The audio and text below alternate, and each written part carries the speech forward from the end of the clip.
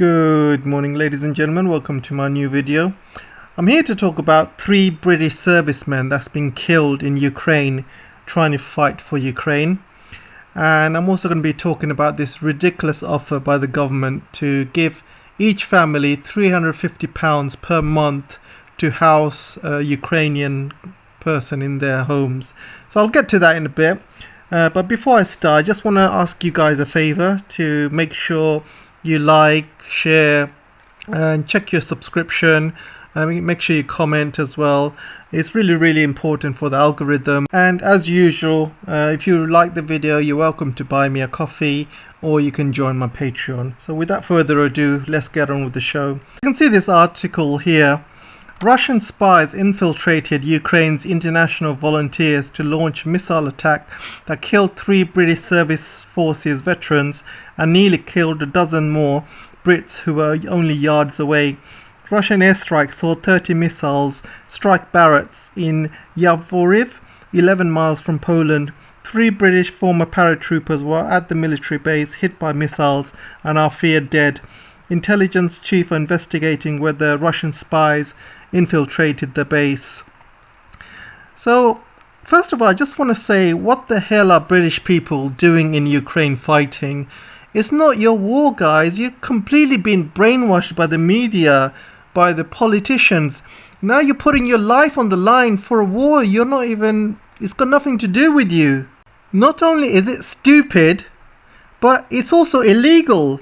And the British government and the British news is not going to tell you that. Sometimes, if you look carefully, you can find it in the small print. And look at it here.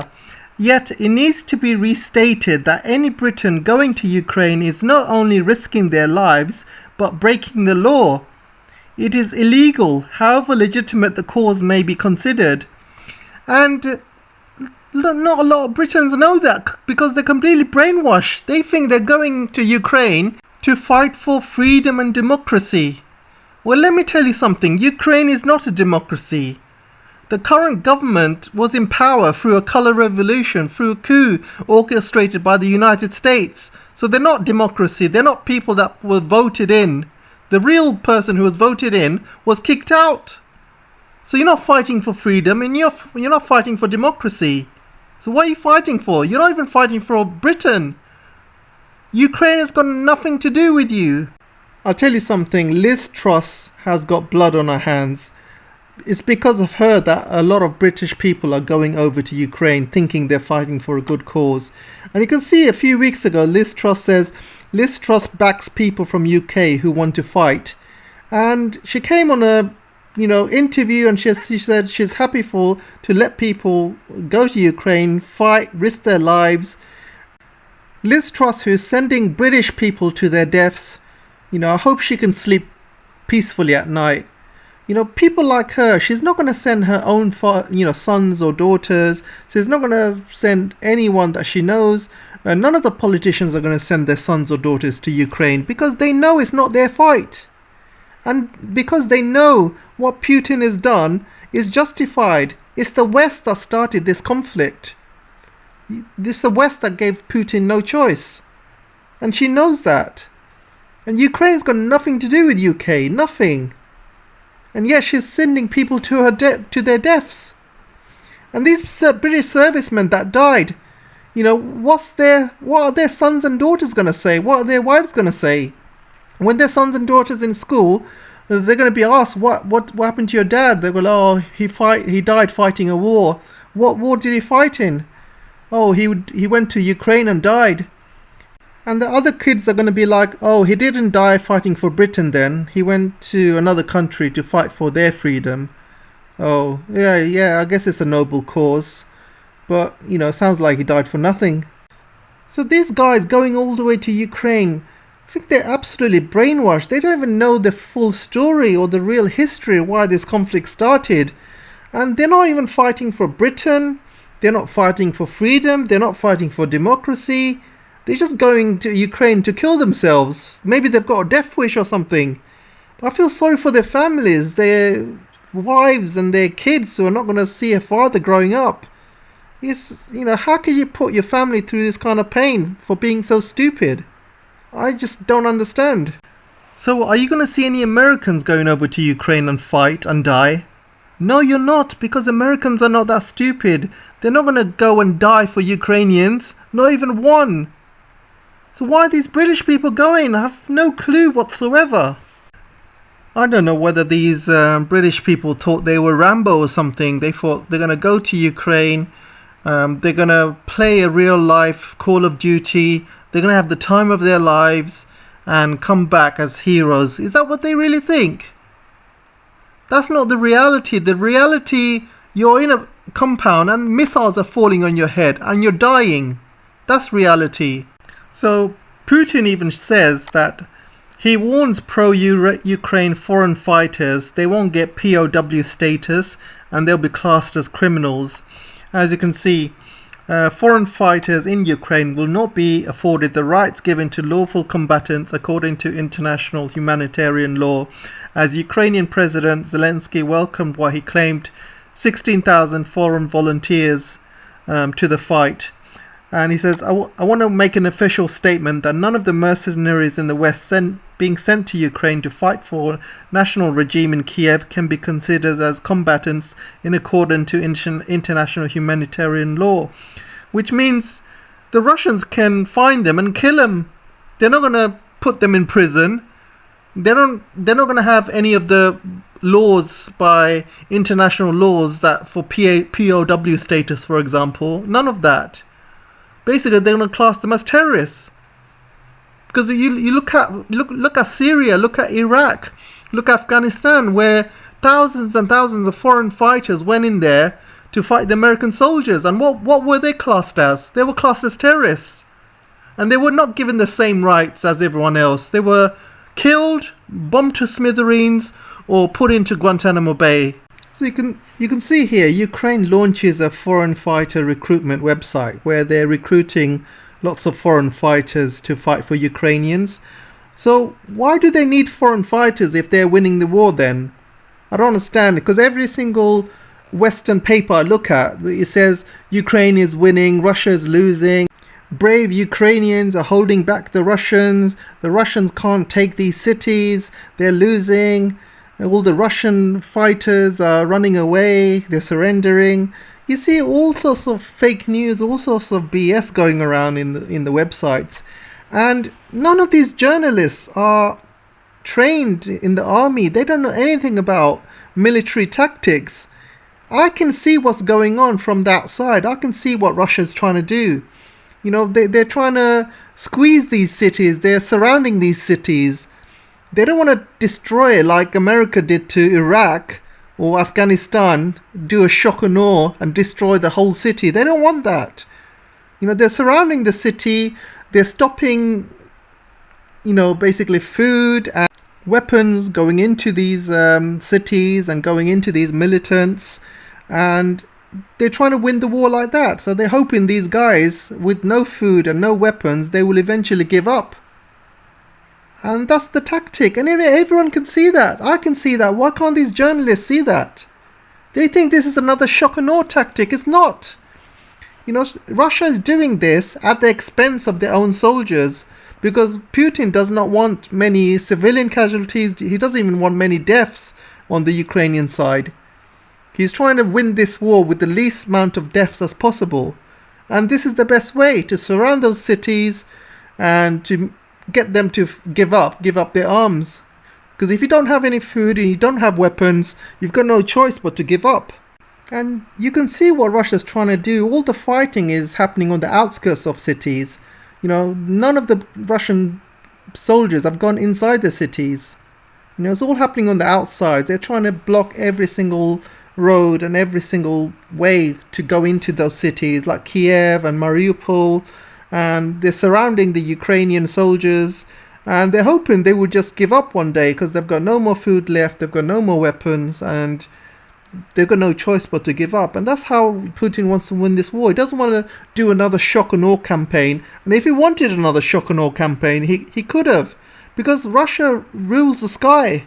There's no Ukrainian planes out there. It's all Russian planes flying around. So if he wanted to bomb the whole country, he could have. But he doesn't want that. He doesn't want to turn it into another Iraq or Afghanistan. So I want to show you this statement given by Zelensky trying to get some foreign fighters from abroad. So he says, if your citizenship is other than Ukrainian, but you are standing with Ukraine against Russian invasion, if praying is not enough for you and you want to actively participate in fighting for European freedom and democracy. So can you see he's using these words, European freedom and democracy. So isn't Russia European as well? Of course, Russia is part of isn't part of Europe. So already he's talking crap. And democracy, like I said before, Ukrainian it's not a democracy. Ukrainians did not vote people that's in power right now, like Zelensky. He was put into power by the US. If you have combat experience, look what it says here. If you have combat experience or want to gain it, standing with brave Ukrainian defenders. So he's basically saying, if you have combat experience, it's fine, but he doesn't care. You can gain that experience by working with brave Ukrainian defenders. So So can you see this statement? It's complete gibberish, complete propaganda. I can't believe how the West is not seeing this and how people are not seeing through this. It's absolutely ridiculous. So I'm going to be talking about the second part of the video now. And the UK government offers £350 per month to families that host Ukrainian refugees. I mean, can you see how ridiculous this is? £350 per month. Average rent in London is about £1,500 per month average, and probably gone up now. And £350 per month, that's basically the electricity bills, because gas bills and electricity bills have shot up, and this is how much people are paying per month now. I mean, for gas bills for a 3-bedroom house, it comes to about £350 for gas electricity. And basically, that's not even going to pay for the electricity bill. So you're going to have a Ukrainian living in your house, and don't forget, these Ukrainian refugees, they're not going to have any money. So you're going to have to feed them. You're going to have to, help them, provide for them. They're going to take up electricity in your house. They're going to use the bathroom. You're going to have to clean it. You're going to have to get a cleaner in. They're not going to clean it themselves. So they're going to use your television. They're going to use your kitchen for cooking. They're going to go shopping and use your kitchen for cooking. That takes up gas. That takes up electricity.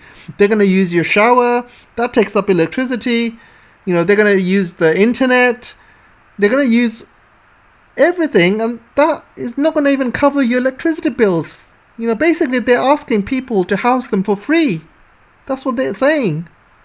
So why don't any of these politicians house any of these refugees in their house? No, because they don't want to. They want the British public to pay for it. They want to start the wars, and they want the British public to pay for it. So they want to, cause all this inflation, but they want the British public to pay for it. That's how it's always been, and that's how it always is. You don't see Boris standing up and saying, "Oh, I'm going to take 2 refugees. I'm the leader, and I'm going to show it how it's done. And I'm going to take 2 refugees. I'm going to put them in my house. And this is, I'm basically leading by example." Do you see him doing that? No. Do you see any politicians doing that? No. And these politicians have got 3-4 houses each. They're rich. They're rich. And they're asking all of these British people who can't make ends meet at the moment. The electricity bills are going through the roof. The inflation is going through the roof. Interest rates are going through the roof. Taxes have gone up. National insurance has gone up. Everything's gone up. They must think the British people are so stupid. And guess what? The British people are stupid. There's about 9,000 people who have signed up. And they said, yeah, let them in our house. And these Ukrainians, they're not even vetted. They could be part of the ASOS battalion. They could be Nazis living in their house. Do they even know that? Do they even know anything about Nazis living in Ukraine? They're part of the ASOS battalions. They could be coming into UK, and you'll have Nazis running around the UK. Do they even know that? And you have a Nazi living in your home. It's crazy how these people are brainwashed in UK. And I don't remember seeing any of this when Syrians needed a house. I don't remember any of this when Afghanis needed a house. When Iraqis were being killed. I don't see any of these offers put into place in UK when millions and millions of refugees from Middle East needed a home in UK. I don't see any of this, offers coming up there. It's all white privilege, isn't it? If you're white, you get all of these privileges. But if you're Arab, we don't care. We don't want you. Go away. Leave us alone. Go die in your country. We don't care. My God, can you see the double standards in all of this? They must think the British people are so stupid. Here you have the government starting wars abroad, putting a whole list of sanctions to Russia, and they expect the British people to pay for it. Most British people don't even care what's happening in Ukraine. They care about whether they can feed their kids, whether they can house their kids, whether they can keep them warm in winter. That's what they're worried about. The British government, they were part of that little group in the European Parliament where when each country was raising their hands up and saying, oh, let's sanction Russia for this, another country would raise their hands up and say, no, I know what could be better, let's raise sanctions on Russia for this. And each of them were raising their hands trying to outdo each other. They were like, no, I know what would be better. If we do this to Russia, that's going to really hit them hard. Yeah, that's a good idea. And then Boris stands up and goes, oh, no, I know what's really going to hurt Russia. This, let's do it. Yeah. And people are like, what about oil prices and gas prices and inflation going up because of all this? Oh, don't worry about that. British people will understand. They will pay for it. They always do. That's what it's like. They must think the British public are so stupid. And unfortunately, looking by the figures, most British people are. I can't believe it. I just can't believe it. Anyway, that's all I have for today, guys. Let me know what you think, and I'll see you in the next video. Don't forget to like, share, subscribe, and comment. Thank you very much.